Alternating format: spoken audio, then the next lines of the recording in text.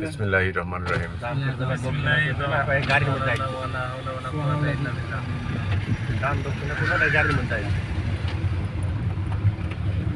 বাকি সময় লাল গাড়ি আর নীল গাড়ি যত কমে গাড়ি পাবো সব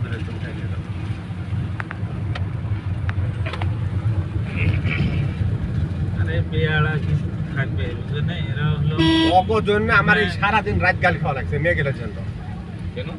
ওই যে গাড়ি ভাড়া বেশি পড়ছে, পোলাপান সব আমার বিরুদ্ধে চলে গেছে।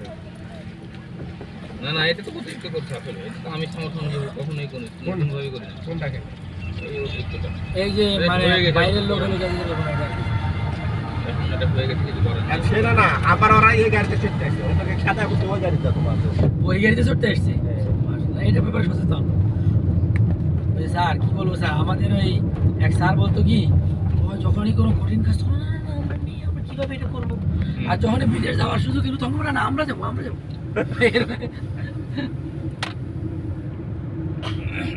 ভাই ইমরান এখন কই যাইছি আমরা?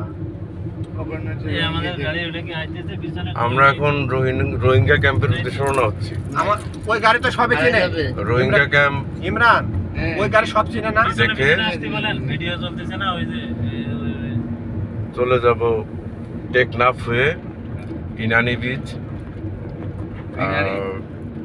দরিয়াটেক, দরিয়ানগর, হিমছড়ি, পাতোয়ার টেক, এগুলো সব ঘুরে তারপর আমরা ব্যাক করব। এডিট হবে এটা নিয়ে আর কি মনে রাখতেছি কখন কি হবে না হবে না। সচিব মহোদয়কে প্রেজেন্টেশন আকারে আমরা দিব। আমাদের বাম পাশে আছে এয়ারপোর্ট এলাকা। এখানেই বিভিন্ন দেশ থেকে বা বিভিন্ন জায়গা থেকে এসে এখানে ল্যান্ড করে।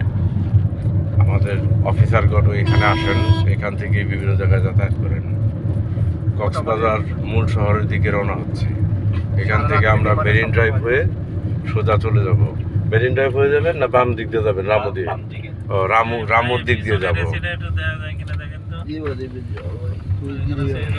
রামু হয়ে গিয়ে তারপর আসার পথে মেরিন ড্রাইভ হয়ে আসবো।